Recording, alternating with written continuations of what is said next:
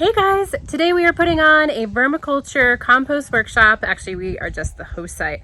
The Quivira Coalition is the one putting on the workshop today. We're so excited to have been picked. This is going to be such a great adventure. We're really ready to start composting on our place. We arranged a bunch of cold frames and fencing so that we could start this, and I want to show you and then come along the journey as we get the workshop underway. Okay, this doesn't have anything to do with the vermiculture workshop, but I just want to show you how gorgeous everything looks. We got everything mulched over here and the new perennial bed. The flagstone pathway is picked up.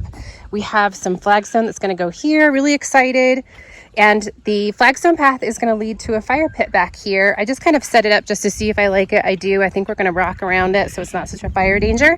But the new part that we set up for the vermiculture compost workshop today is this fencing that's on this back part that starts around the cold frames over here, the high tunnels, and comes around this way. And we moved the back cold frames from over here, and they were such a mess from some really crazy windstorms. And these are the crazy cheap ones from Walmart that we were trying out, that we had to combine the infrastructure of 2 to 1. And then I'm still gonna have to get some white duct tape to get the holes, and it doesn't quite zip anymore, but that's okay. It holds the racks from all our seedlings. And then this is a like 6 bales of straw that's going to go for the vermiculture setup, which I believe is going to go right here. It's either right here or right here. The coordinator is here, and we're going to chat about the site right now. And it looks like with this, that it's a really hands-on workshop with the participants, not so much just having people teach it. So I think that helps the learning stick. So I'm excited to see this type of learning experience come together. And the reason that we chose this one is that composting has basically 4 ingredients. Things that are high in nitrogen, which in our case is food scraps.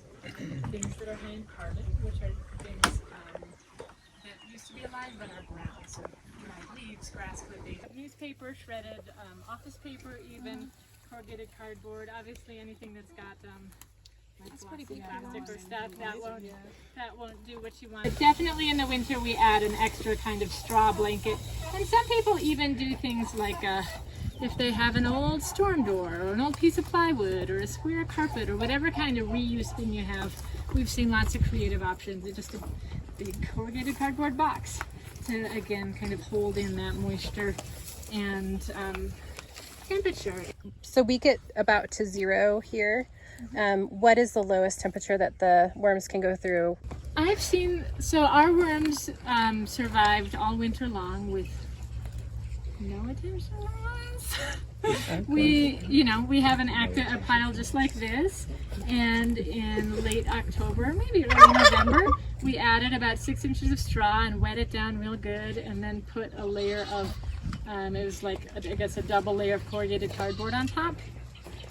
And then it was April, and we were like, oh gosh, I wonder how anybody's doing in there, because we got other stuff going on. Wow. Everybody was fine. Wow. So over the winter, it won't happen as quickly. You shouldn't expect a quick turnaround of your food waste. Like, worms are slowing down just like we are, but they'll find their ways to survive especially if you've got an established pile and there's a few inches of material in there, they'll find their way.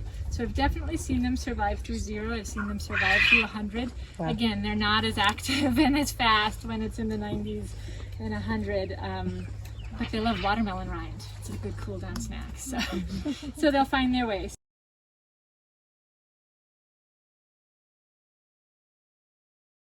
A bucket of water is good, but we've added a bunch more material to get this started. And my goal moisture here is 50%. So imagine that wrung out sponge or coffee grounds right after you've brewed them. Juliana, this area is protected by deer fencing. What if, like there's parts of my property? Right, what if there are deer that come? Yeah. It's a good question, and I think every property is different. We're going to cover this with another 4 to 6 inches of straw, and in terms of it's sort of a property comparison, right? I'm like, if I were a deer, I would already be smelling these creatures and already be drawn to it, and like there isn't going to be a new smell from this because it's going to be it's going to be layered, and you actually, I mean, that's kind of your first sign that something isn't working right, is if you can smell your compost. And so could a deer come? They could. Like, I can't guarantee that they won't, but they could also come. Like, we used to live in a place that had all these apple trees, and it's like we would have all these mule deer you know, just finding the apples that fell. And so there's no guarantees about that. If you know you have issues with either digging animals or wandering animals, some people put a layer of hardware cloth underneath this so that gophers can't come up. You can put like a piece of plywood or, you know, something heavy on top. You can build a complete wooden bin if you're worried about animals nosing their way in. But in a lot of places it kind of goes incognito because there's like more delicious. I brought like a lot of sort of compost bedding with them because I didn't want them to get too hot in the car. But these are red, they're red wiggler worms. In your pile you'll know it's healthy if you see worms of a bunch of different sizes. You know, like really, really skinny ones, really big happy ones. The little white dots are the eggs. You know, not dry as a bone. This is like a really well-packed bale.